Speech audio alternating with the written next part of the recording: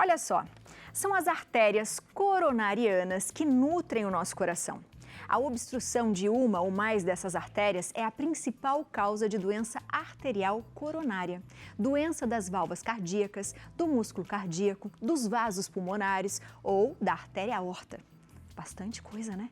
Para identificar essas doenças, existe um exame que detecta essas obstruções e conhecemos como cateterismo. Ficou confusa? Não era isso que você imaginava? Faz o seguinte, para falar sobre esse procedimento, a gente conversa com o médico angiologista e cirurgião vascular, Dr. Rodrigo Gurgel, que veio equipadíssimo para o Santa Receita de hoje. Foi, né? Doutor, seja muito bem-vindo mais uma vez. Obrigado pelo convite, pela confiança. Obrigada. Doutor, vou te falar que eu acho que as pessoas às vezes ficam confusas do que é o cateterismo. Então, o cateterismo, na verdade, ele é um nome popular, porque durante o exame nós utilizamos um catéter, né, para fazer. Mas, na verdade, ele é um procedimento minimamente invasivo, né, porque ele vai um catéterzinho fininho por um buraquinho, que serve para fazer o diagnóstico de doenças obstrutivas. Ele é muito utilizado mais hoje em dia na parte cardíaca, porém ele já ganhou um espaço em qualquer artéria do corpo. Então você pode fazer no cérebro, nas carótidas, né, nas abdominais, nas pernas, nos braços. E ele pode ser também um tratamento. Então você pode fazer o exame, porém pode utilizá-lo como um procedimento para tratar as doenças obstrutivas. Obstruiu, através dele você pode diagnosticar e às vezes marcar para depois o tratamento, dependendo do quadro, ou na mesma hora já tratar. Uau! E doutor, quando isso é necessário? Então, quando é necessário, quando o paciente apresenta alguma clínica. Por exemplo, a parte cardíaca, né? Se o paciente infartou ou se ele está com angina, né? Que são aquelas dores em aperto aos esforços, forçou, deu aquela dor, apertou, né? Já é a angina. Nas pernas, quando tem alguma obstrução das artérias dos membros inferiores ou superiores, começou a andar demais, né? Andei 100 metros, minha perna doeu, eu tive que parar. A sensação é essa, de infarto. Parou, melhorou, significa que o músculo precisa de mais sangue, o sangue não está chegando. E aí, eu faço sempre essa analogia, quando a gente morre, a gente endurece. Certo. Porque o sangue não chega, para de circular, é a mesma coisa. Se o sangue não chega naquela musculatura, ela vai começar a ficar dura. É o que a gente chamava antes de veia entupida, doutor? Isso. No caso, existem as veias entupidas e as artérias. E o cateterismo ele é utilizado também para veias. A gente usa muito para quadros obstrutivos, mas no caso das veias, mulheres multíparas, né, que têm muitos filhos, parto normal, elas podem gerar varizes na parede do útero, que são as varizes pélvicas. E através do cateterismo pode-se tratar essas varizes pélvicas. Uau! Nossa, é muita coisa, é muito amplo. É bastante coisa. E, doutor, eu fico pensando no cérebro, né? Deve ser algo assim, nossa, exatamente. Demorou para chegar aí, doutor, a tecnologia, né? Para dizer que poderia ou não? Tudo começa com a parte cardíaca, né? Que é o coração, é um órgão extremamente vital, e foi evoluindo até que começaram a testar. Porque, assim, você tem uma obstrução, uma diminuição do fluxo no cérebro. Poxa, se você entrar com um catéter ali, né, você vai obstruir por completo até você conseguir fazer o seu trabalho. Mas aí existem medicamentos que deixam o sangue mais fino durante esse processo. Né? Existe um tempo pelo qual você pode chegar até ali. Então, pegaram até mesmo referências de outras cirurgias. Por exemplo, quando você faz uma cirurgia aberta da carótida, que é quem leva o sangue para o cérebro, você tem que interromper o fluxo para poder fazer tudo o que tem que ser feito, fechar a artéria e soltar o fluxo.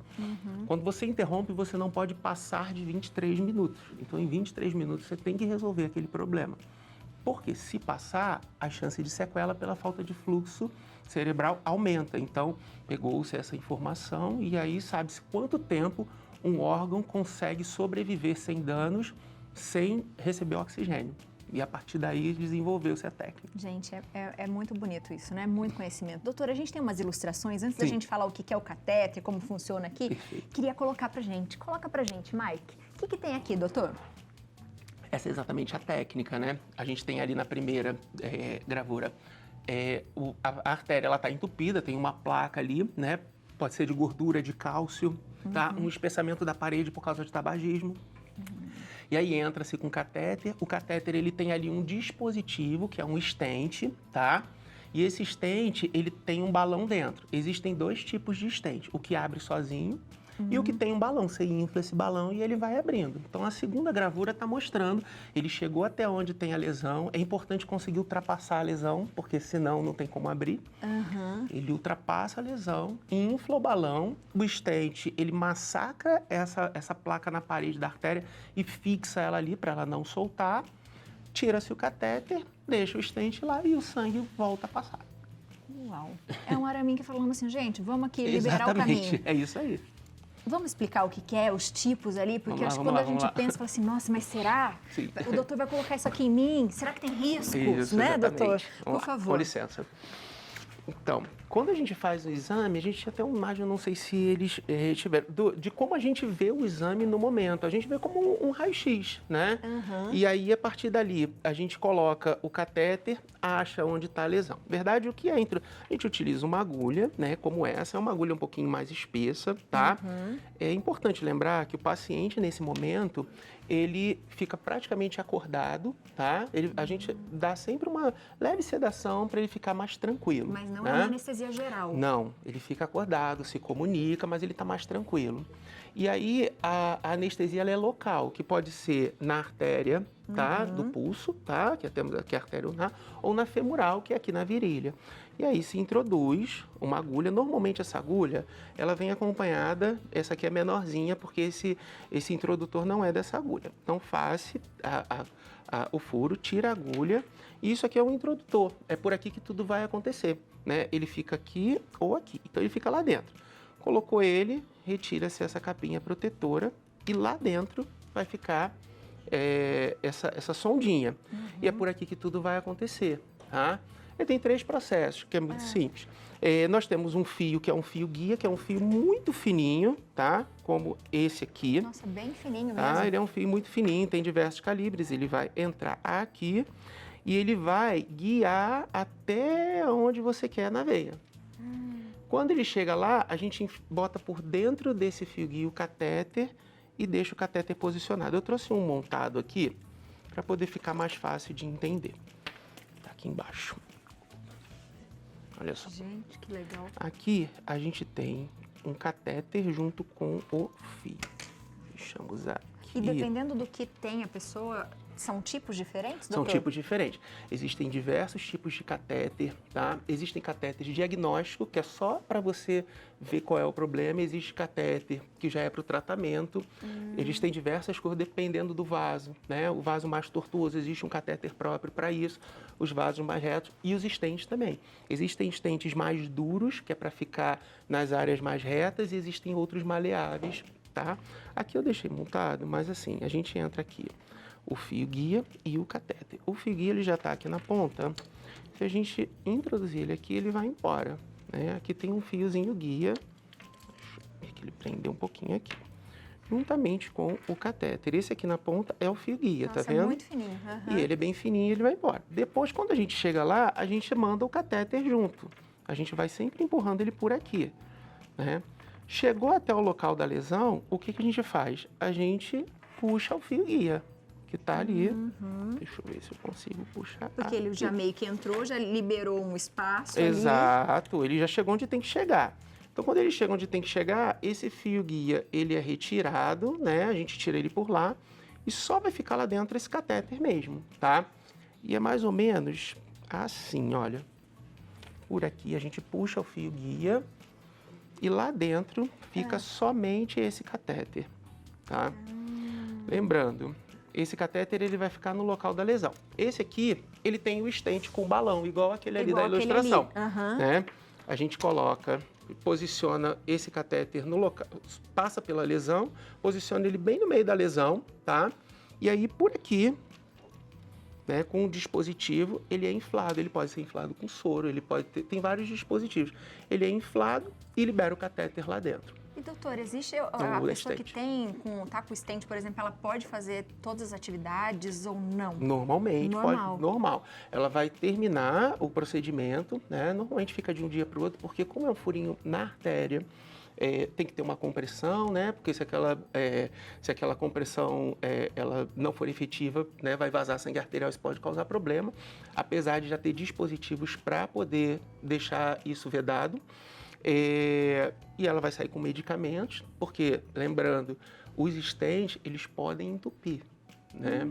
Então, assim, as pessoas que estão em casa, se for fumante, se tiver uma alimentação aí rica em gordura, né?